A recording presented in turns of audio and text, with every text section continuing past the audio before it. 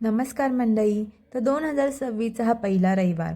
तर या रविवारची सुरुवात करूया मस्त असे लुसलुशीत मऊ मोकळे मोकळे कांदे पोह्यांनी. चला आता मग बघूया.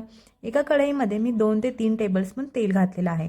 त्यामध्ये मूठभर शेंगदाणे घालून छान असे क्रिस्पी होईपर्यंत परतून घेतलेलं आहे.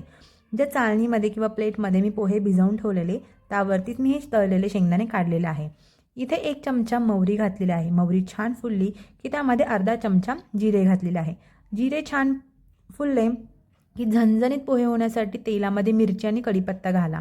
जर झणझणीत नको असेल कांद्यासोबत घाला. इथे मी 3 मोठे बारीक चिरलेला कांदा घेतलेला आहे आणि छान असं ह्याला गुलाबी होईपर्यंत परतायचं आहे. जास्त डार्क नाही करायचं आहे, एकदम अलगद मऊ असं गुलाबी.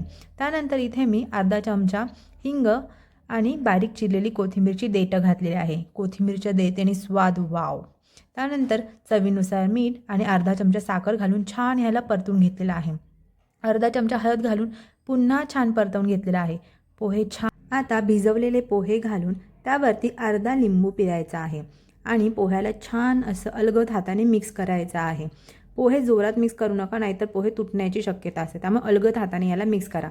छान अशी 1-2 मिनिटाची दणादून वाफ द्या पोह्यांना आणि वरून कोथिंबीर घालून छानपैकी परत मिक्स करा आणि पोहे आपले सर्विंगसाठी तयार आहे. तर याला सर्व करण्याची सुद्धा एक टेक्निक आहे. चला तर मग बघूया.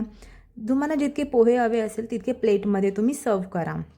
त्यानंतर इथे बारीक चिरलेला ओल्या नारळाचा चव घेतलेला आहे. त्यावरती मेन इन्ग्रेडियंट आता डाळिंबाचे दाणे.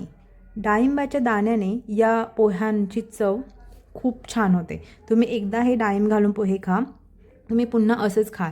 आणि एकदम वरून बारीक शेव आणि बारीक चिरलेली कोथिंबीर. आपले पोहे तयार आहेत. तर नक्की या रविवारी तुम्ही हे पोहे करून बघा आणि हे डाळिंब घातलेले पोहे तुम्हाला कसे वाटले हे मला नक्की सांगा. प्रोटीनयुक्त सकाळचा नाश्ता हा ट्राय करून बघा. माझी रेसिपी आवडली असेल तर लाईक करा, शेअर करा आणि चॅनलला सबस्क्राईब करा. Thanks for watching. Bye bye.